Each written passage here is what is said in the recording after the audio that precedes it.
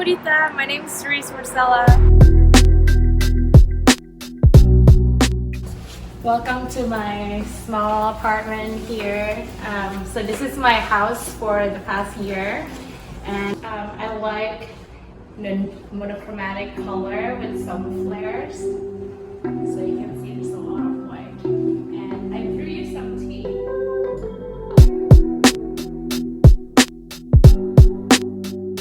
So most recently, I worked at Gensler in the past 6 years, and I was a strategist there. And what it means is that I create workplace strategy for organizations. So what does that mean again? What it means is that in today's world, it's really hard to attract talent, and people spend so much time of their life inside the built environment, which is office environment. So people spend about 2/3 of their life in the office, and within those time, there's very little emphasis in the way office is designed and how it can, increase productivity, comfort, making people feel like they can do their best work every day. So I help large organizations to really create workplace strategy in terms of not only the space that people in, creating the right protocols, the right tools, the right technology so that they can do their job effectively.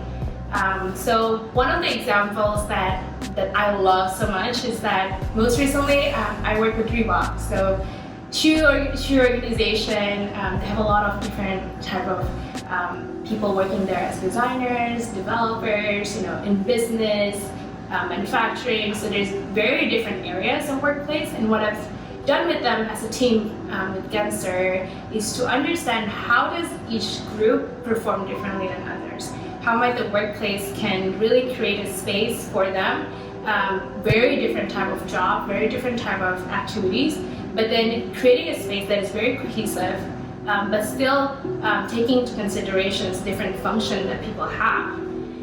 So from there, I got to observe people. I went to their R&D side, look into all the secret spaces that people don't typically go to, and really creating a thread into how might all of these people come together in one place. So we created a campus strategy. They moved to the Seaport District in Boston. I got to work with a lot of the people there, from the CEO of the organization all the way to the designer or the young people who just started there, which makes me feel like I get to know a little bit of a glimpse of people's life. So that was really awesome. We did a lot of focus groups, interviews with leadership.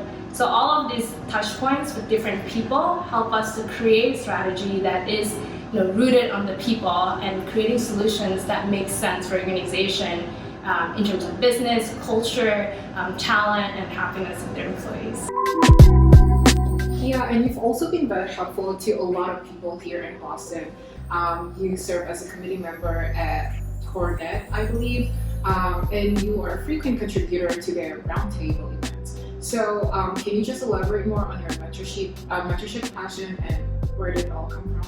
Yeah, I think for me is that my journey to where I am now, it started from a very humble beginning. I feel like I left Jakarta, went to the United States when I was 17. Barely had good English, and for me it was a struggle for me to understand new environments, new people, and I think I met a lot of great people that helped me along the way to kind of be where I was. So after college, I felt like I'm blessed to be able to bless other people as well and to help other people along the way. When I started my journey in Massachusetts itself, especially in real estate industry, there's very limited representation of women, especially women of color, right? We're still part of women of color. So for me, I owed it to people, to my mentors who let me have this experience, specifically Cornet, for instance. They trusted in me, they allowed me to have more opportunities to grow.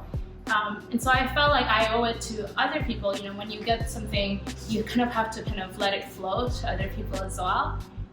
So I really love mentoring young people to understand, there's so much more that they can unlock. It does take a lot of practice, a lot of boldness, but you will get there along the way, and I'm happy to help other people to get there as well.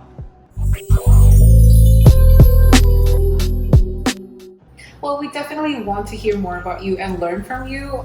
Can you just tease us with a little bit of advice, especially for a lot of international students here, how we can proceed onwards and start a career? Yeah, for sure. A lot of the steps in my career really relied on learning more from people, making the right connections. What I meant by that is making the right connections so that you can learn from them professionally and really inspire them to be the best version of yourself of the future. So I really want to encourage all of you to make that connection early on. You can never be too shy in making those connections, and when you're a student, people are actually really interested in learning more about you and really share with you. I think the whole myth was that, oh, I'm still a student and people are so successful and they don't want to talk to me, but that is so not true. When they see you, they felt like you remind them of like their version 10 years ago, 5 years ago. So I really want to encourage you to make that connection